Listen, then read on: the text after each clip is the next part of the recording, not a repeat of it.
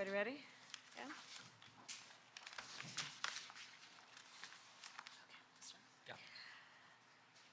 Well, President Zelensky, it is good to see you again. This is our 7th visit together, and welcome back to Washington, D.C.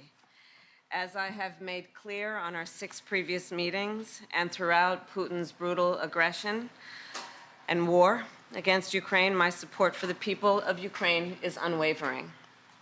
I've been proud to stand with Ukraine. I will continue to stand with Ukraine, and I will work to ensure Ukraine prevails in this war. To be safe, secure, and prosperous, the United States must continue to fulfill our long-standing role of global leadership. We must stand with our allies and our partners. We must defend our democratic values and stand up to aggressors. And we must stand for international order, rules, and norms. Each one of these principles is at stake in Ukraine. And that is why Ukraine's fight matters to the people of America. The Ukrainian people are bravely defending their homes and their homeland, their freedom and their democracy against a brutal dictator.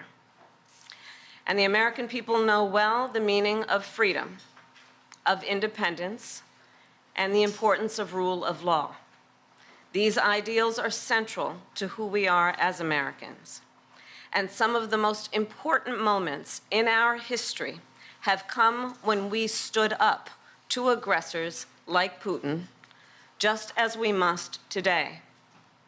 Indeed, standing with our friends and defending our ideals against tyranny has helped make America the most powerful and prosperous nation in the world. Putin's aggression is not only an attack on the people of Ukraine, it is also an attack on fundamental principles such as sovereignty and territorial integrity. International rules and norms are not some abstract notion. They provide order and stability in our world. They support American security and American prosperity. And when they are threatened anywhere, they are threatened everywhere.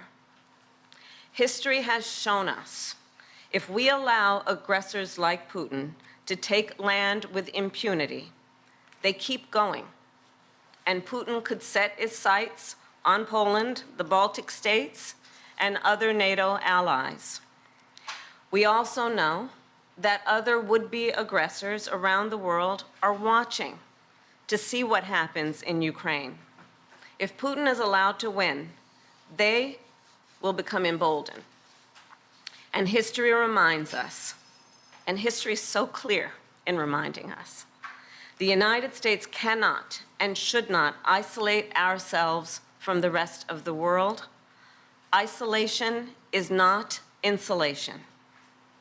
So then, the United States supports Ukraine not out of charity, but because it is in our strategic interest. We will continue to provide the security assistance Ukraine needs to succeed on the battlefield, as demonstrated by President Biden's significant announcement earlier today. I've been proud to work alongside President Biden and the 50-nation coalition we have built up to allow Ukraine to defend itself. Thanks to this coalition and the skill and the bravery of the Ukrainian people, along with your courageous leadership, President Zelensky, Ukraine has stood up to Russia's aggression, and today, Kyiv stands free and strong. President Zelensky, I am clear. Putin started this war, and he could end it tomorrow if he simply withdrew his troops from Ukraine's sovereign territory. Of course, he has demonstrated no intention of doing that. Instead, he continues to assault civilian infrastructure and terrorize the people of Ukraine. In Switzerland in June, along with 90 other nations at the Ukraine Peace Conference, I told you that the United States shares your vision for the end of this war, an end based on the will of the people of Ukraine and the UN Charter. and that we must work with the international community to secure a just and lasting peace. And I told world leaders there, nothing about the end of this war can be decided without Ukraine. However, in candor, I share with you, Mr. President, there are some in my country who would instead force Ukraine to give up large parts of its sovereign territory, who would demand that Ukraine accept neutrality and would require Ukraine to forego security relationships with other nations. These proposals are the same of those of Putin. And let us be clear, they are not proposals for peace. Instead, they are proposals for surrender, which is dangerous and unacceptable.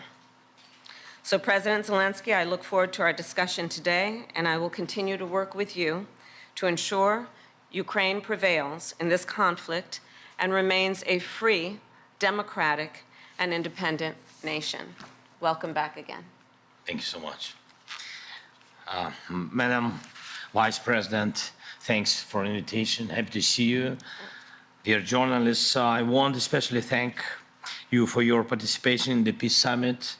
And really, it was very important, and we remember it.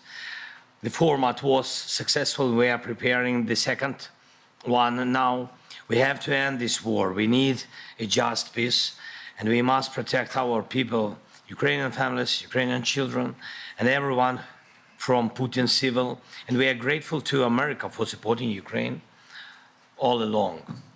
And we'll have an important meeting today, right after I'd talked to President Biden about the plan of victory, and I will share some details of the plan with Vice President Harris. It's crucial for us to be fully understandable and to work in a full coordination with the United States. And this morning I talked also to the congressmen, both chambers, both parties, and I'm thankful for the bipartisan support. We believe this war can be won and just peace can be closer only with the United States.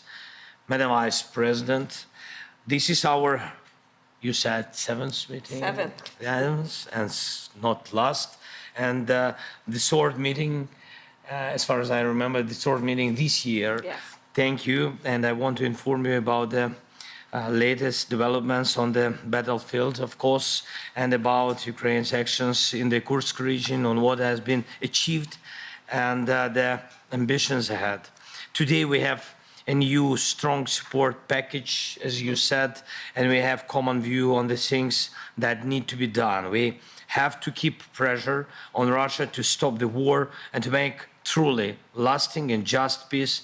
It's a top priority for us and for other freedom-loving nations to achieve not a freezing, but real peace for us.